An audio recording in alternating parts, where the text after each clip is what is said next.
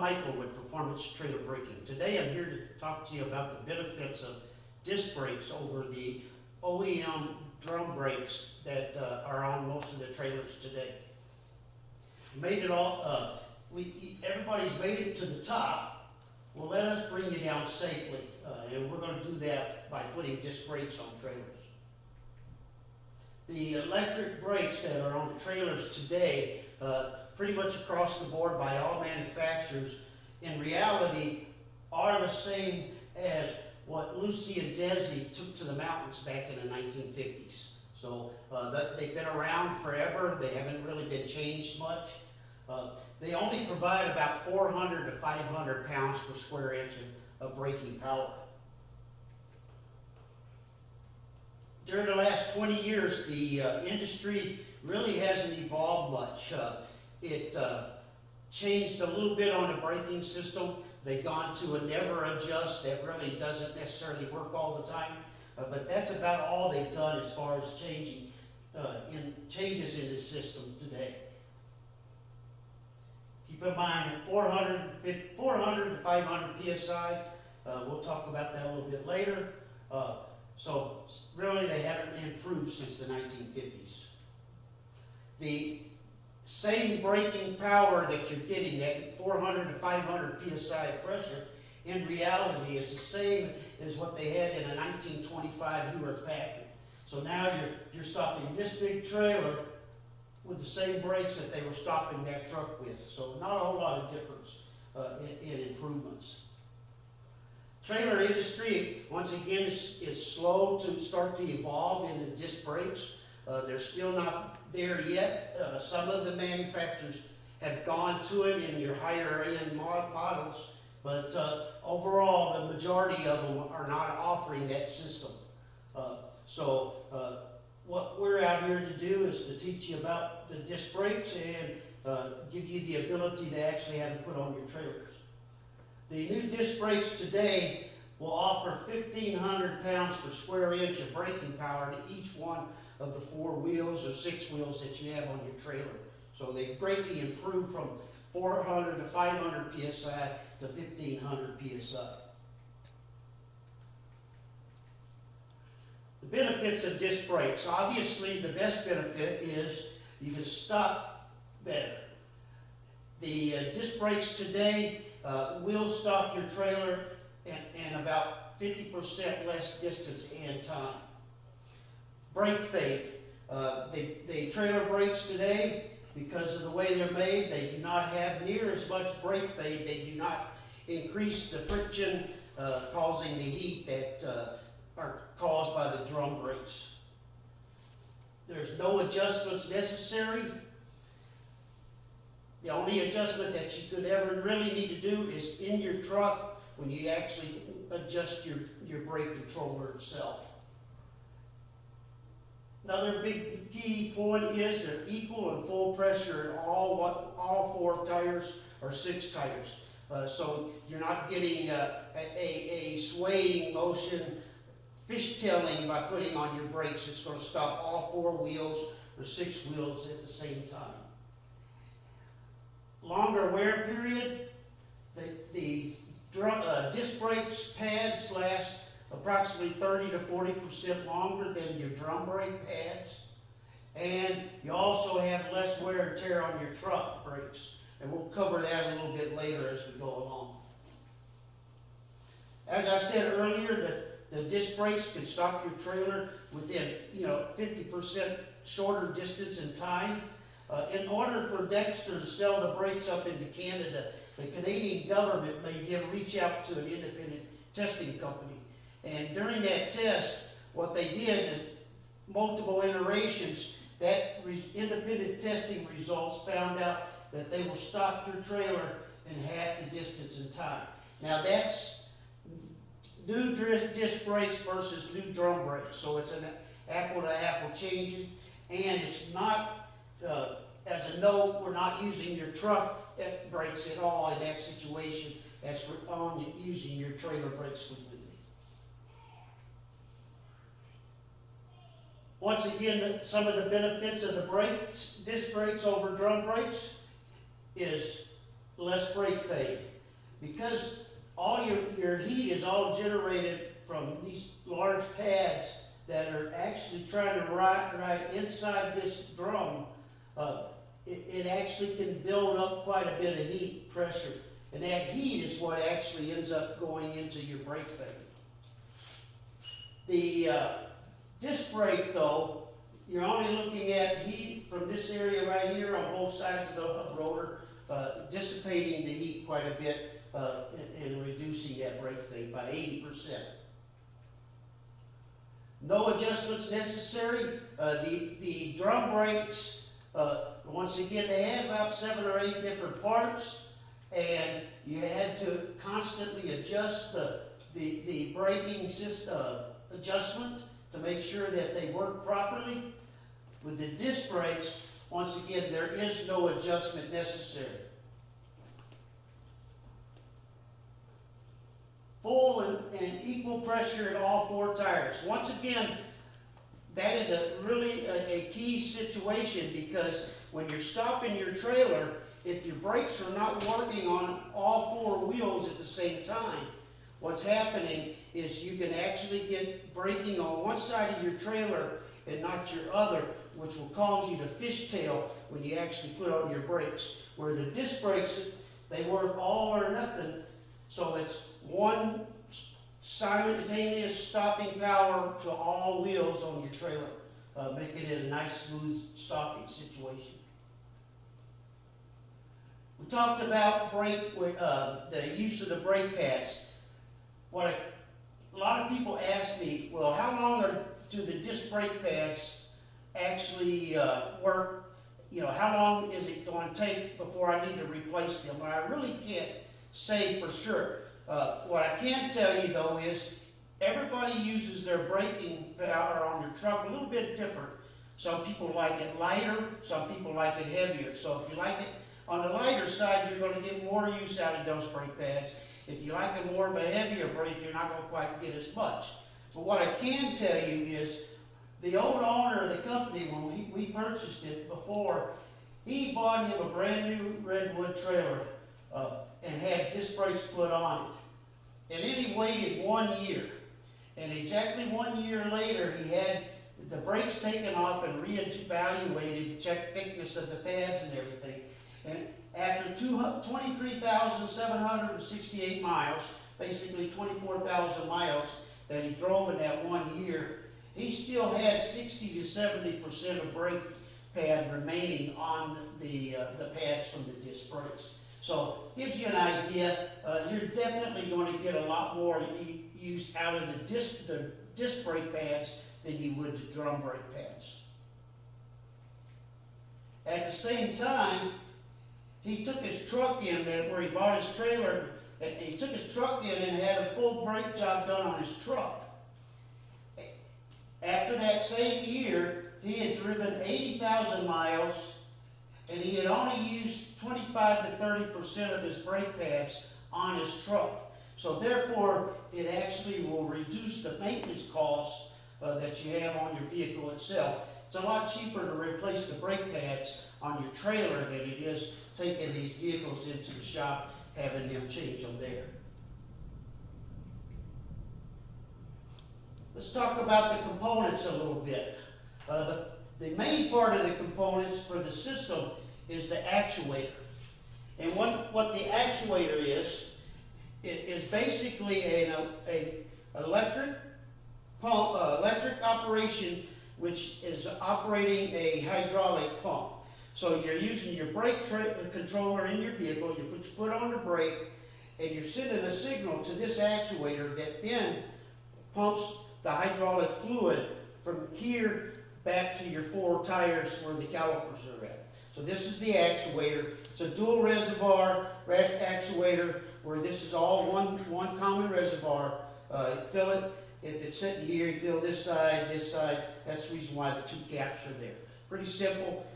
About the size of a gallon milk jug, so you can see about where it would fit. In most cases, we can put this in one of the propane tank compartments that we see on trailers today. The next part that we need to talk about is the drum, the hub rotor and the caliper. This is the 8,000 pound axle kit that we can actually put on a 6,000 pound axle if it has 9/16 inch studs already. And then the caliper here on the side, they do come with an oil cap. The original setup was they were working on trying to do what they call an oil bath. So instead of using grease, they were going to try to use the oil in them. Well, they could not get the seal to work properly. So they just kept it as it is, and we're using that same cap as a grease pack. So we're putting grease in here, and there's no oil. Get a lot of calls. Well, that cap says oil. Well, yes, it does, but we're recommending using with grease. The next part of the kit actually is the brake lines. There's several different kits out there that people are selling. The best kit that you can use is one kit that has the least amount of rubber lines in the system itself. The kit that we use is all hard lines, and you just uncoil them. Whatever you have to do to make it straight. Go around the obstacles. They all come pre-flared, ready to go. Each kit that we have, for each wheel you have one 18-inch rubber line that goes from the frame of the trailer down to the caliper. And then the only other rubber line is a 12-inch rubber line that we come off the front of the actuator with to go to the hard line. So a kit that has very few items in it that are rubber. The problem with rubber lines is that rubber, when you start to put it under pressure, it will expand. And the more rubber line that you have, the more lag time that you can put into the system. Therefore, you're actually extending the time from when you put your foot on the brake to the actual caliper starts to operate and stops your trailer. That's lag time. So more rubber lines equal more lag time. There are several different kits available. As I said earlier, the main ones for the hub rotor are Titan, Kodiak, Dexter, and D-Max is also in there. You don't hear much about the D-Max system. The ones that we focus on primarily are the Titan and the Kodiak. Not so much the Dexter proprietary kit, because that's a kit that you can only buy parts from Dexter, and the replacement parts are quite expensive compared to the other two. And then the same thing with the actuator. There's 3 different types of actuators. The Titan brake ride actuator, the Hydrostar actuator, and then the Dexter actuator. Now we'll talk about why which one is best here in the next slide or so. But just wanted to let you know there's 3 different types of actuators.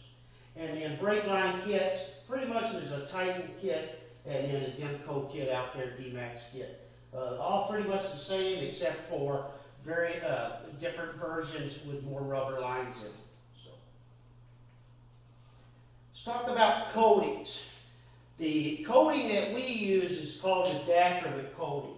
And the reason why it's used is because it's cost effective for the RV industry. It's about middle of the way as far as rust resistance. There's 5 different coatings. The standard coating is just an automotive steel coating. If you put that in a rain bag, about 10 hours you're going to start developing rust. Most of the time when you buy new vehicles today, those are standard automotive finishes, no coatings on them, and most of them are rusting, sitting on the dealer's lot already. The second coat that's available is called the E-coat. Basically, it's 200 to 300 hours of resistance in the rain bag. It is a pretty good coating, but just not quite there yet. Still on the inexpensive, more of an inexpensive side, but just not quite as good as the resistance from the Dacrylic. And then once again, middle of the road is a Dacrylic coating. There's a new system out that they have, it's called the Codiguard. Kodiak, right before they were sold out to Dexter, created and introduced the Codiguard coating, which basically is the same coating as an E-coat. It's just a heavier duty coating than that E-coat, and it gets 600 to 800 hours of resistance in the rain bay. Once again, though, it is a little bit more expensive than the Dacrylic, and then obviously the best on the market is the stainless steel, which gives 0 results in the rain bay. However, it's about twice the cost of the Dacrylic kit. So it's only really recommended when you're looking at boat trailers, stuff like that. So once again, we use the Dacrylic coating, middle of the road, best for the RV industry. Let's talk about the calipers. There's, once again, 3 different major brands of calipers, the Titan and the Kodiak, which are basically the same caliper. You can consider them one and the same as a GMC vehicle and a Chevrolet vehicle. Same vehicle, same manufacturer, basically, just a different name on them. And then the other one is the Dexter proprietary.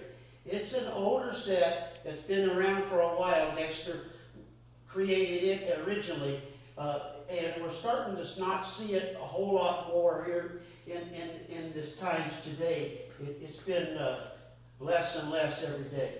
Now, let's talk about what the calipers are actually made up of. The Titan and the Kodiak both have single caliper piston calipers. So there's only one piston in them, so that's only one piston that can go bad in that caliper to cause a problem. The Dexter one has a dual piston, which then you start to mess with 2 pistons working together at the same time, causing some problems there. A little more maintenance heavily on the Dexter caliper because of that dual piston. The coatings, once again, Dacrylic coating on the Titan and the Kodiak. The only coating that's available on the whole Dexter kit is the E-coating. So you're not getting near as much of the resistance for the rainwater and stuff that you got. Pads. Now let's start talking about maintenance of the vehicle, the calipers braking system. The Dexter proprietary caliper, you can only purchase brake pads from Dexter. They are more expensive, and you have to have a kit set or have somebody that stocks Dexter products to be able to get a set or have to order them from Dexter. The Titan and the Kodiak kits both use a standard GM model brake pad. So what that does is that makes that brake pad available at most auto parts centers. So I have a cross-reference number. You take that cross-reference number down, and you can buy those brake pads right at your local auto parts store for about 1/4 of the cost of what I can sell you, the OEM pads, and probably about an 1/8 of what it would cost for the Dexter pads to buy them from Dexter. Cost per pad, as you can see, quite a bit different. $139 for the Dexter pads, about $25 for the pads for the other 2. And then the cost of the caliper itself is quite a bit more too also. So the maintenance cost on the backside is a lot higher with the Dexter kit than it is the Titan and the Kodiak. Talk about actuators now a little bit. Here's the 3 actuators that are on the market. This is the one we use, once again, the Titan brake rad EHD actuator, now the EHD actuator by Dexter. Here is the original Dexter actuator, and then the Hydrostar actuator. Now I'll talk more about the Hydrostar actuator than I do this the Dexter actuator, because not too many people are seeing this actuator around. It's not being used a whole lot. So the Hydrostar actuator is what's being used by several different installers. Lippert actually puts the Hydrostar actuator on, and then also the Moride also, when they do an install, is using that Hydrostar actuator. Now let's actually start to look at the makeup of the different actuators. The brake rod EHV actuator has 5 pistons, where the other two have 3 pistons. So it's pumping a whole lot better. It's pumping at a higher pressure than the other two. Now the real key part, where it actually starts to get really into the bones and the meat of the braking system, is how fast these actuators start to operate and complete their operation compared to the others. Take a look at the Hydrostar actuator. I say that Hydrostar, once again, that's what Moride is putting on their trailers, and that's what Lippert is actually putting on theirs when they do a disc brake install. That actuator doesn't start for almost a full second, 0.8 seconds. The Dexter EHB actuator actually starts a half second faster than the Hydrostar. Now, half second may not sound like a whole lot, but that half second equates to 40 feet of distance that it takes to stop your vehicle, in addition to what it's already going to take. So the Hydrostar actuator, starting a full half second slower, is going to add that 40 feet of stopping distance into that ability to stop your trailer, and where every single foot counts. Now, on the back side, I call it the 90% completion. The Dexter actuator, EHB actuator, is at 90% capacity at 1.1 seconds. So it's almost completely done its full job, 1.1 seconds. So basically 0.8 seconds after, or 0.5 seconds after the Hydrostar actuator started. And look at the differences between the 3 actuators as far as being almost done with it. So the Dexter EHB actuator is done well over a second faster than that's 80 feet per second. So it gives you a lot better stopping distance altogether. Once again, the brake lines, here's a little bit of an idea of what the brake lines looks like. This is the kit that Performance Trailer Braking uses. This is a kit that some of the other installers do use. Companies out there that are doing the brakes seem very heavily reliant on rubber lines. Once again, that rubber will expand, causing more lag time to be put into the system. Some of the other items that we sell and install while we're doing disc brakes on your trailers is tires and wheels, shackles, wet bolt kits, axles and springs that we use from Dexter. We recommend using Dexter stuff. It is just the best of the stuff that's on the market, not in my view. And then also, once again, equalizers, the Moride SRE and CREs. So those are some of the items that we can install along with disc brakes. And where can we install them? Well, at some point during the year, I can have installers that will cover the lower 48 states.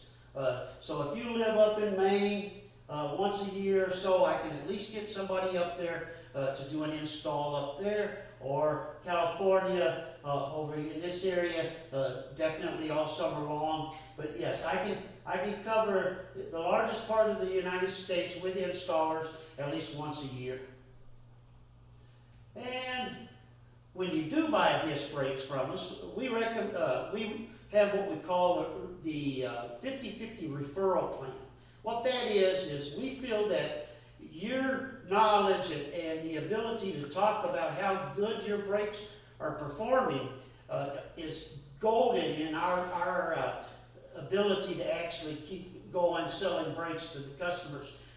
So when you talk about how good your brakes are to your neighbors, and if they give me your name and purchase brakes from us, we'll send you a check for $50. Well, in order to get that customer to give us your name, we'll give them a $50 discount off the brakes when they buy the brakes from us. So that's what we call our 50/50 referral. That's an unlimited amount of referrals, so if you keep going, you could technically pay for your brakes yourself. Haven't seen that happen yet, but technically it could happen. Any questions? In this kind of situation, it's kind of hard to do questions, but I am available for questions at any time. And we'll make sure that my phone number is available during this presentation, and that way we can talk via telephone, answer any of your questions that you have. Thank you, and have a good day. Once again, I'm Michael from Performance Trailer Braking. Hopefully that you've learned something about disc brakes today. Have a good day.